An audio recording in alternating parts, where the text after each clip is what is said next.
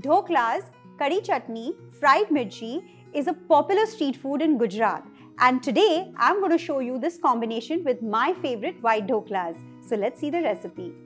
Let's start with making the batter for the dhokla. So I have 250 grams of dhokla flour over here, and in the pot I have 2 cups of diluted buttermilk. Take about 1 cup of sakar, 1 cup of water and churn it together. And now I'm going to slightly warm this buttermilk. This dhokla flour is easily available in the market. And now let's add in a teaspoon of fenugreek seeds.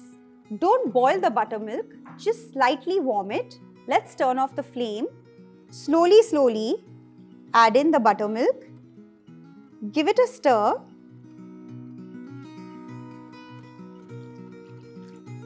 Make sure there are no lumps. This is the perfect dhokla batter consistency. If you feel that you need some more liquid, make sure you add in a little bit of warm water. Let this batter ferment for 8 hours. After fermenting the batter, this is how it looks. The methi danas have also nicely soaked in.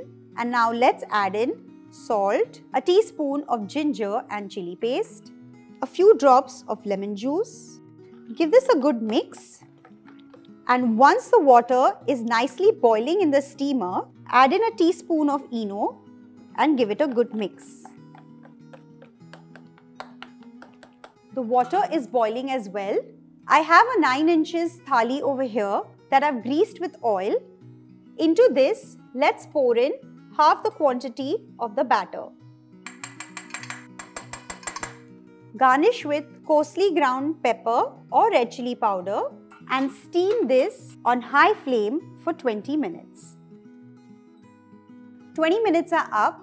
Let's turn off the flame. Make sure that you do not open the lid before 20 minutes. Let's check on this. The dhokla is ready. Let's get this out. Spread a little bit of ghee or oil on top and let this rest for about 5 minutes before we cut them into pieces. Let's make the kadhi chutney now. For that I have around 3 tablespoons of curd here. Into this I'm going to add in 2 tablespoons of gram flour, 2 pinches of turmeric powder, 1/4 teaspoon red chilli powder, and slowly let's add in 2 cups of water. Whisk all these ingredients properly. And we have a pouring consistency mixture ready. Time to make the tadka. Heat a tablespoon of oil. Add in a tablespoon of mustard seeds, 2 green chilies roughly chopped, few curry leaves, 1/4 teaspoon of Asafoetida, 1 onion finely chopped. This is optional. If you want to add it, you can. A tablespoon of garlic finely chopped, again optional. Cook this till the onions turn soft. Let's add in this gram flour mixture.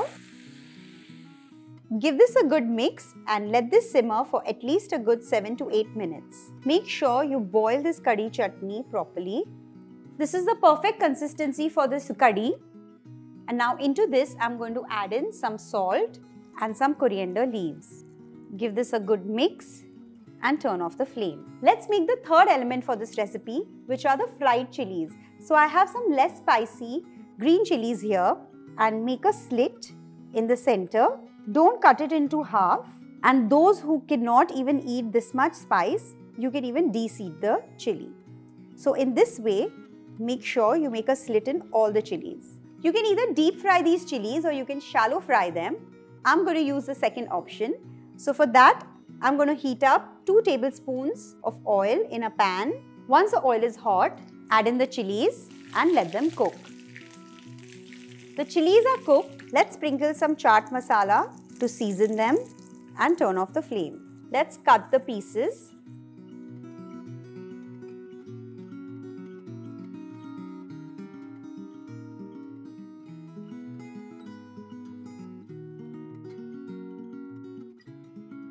Let's place a few chilies. The kadhi chutney can be enjoyed even with fafdas and the yellow khaman dhokla.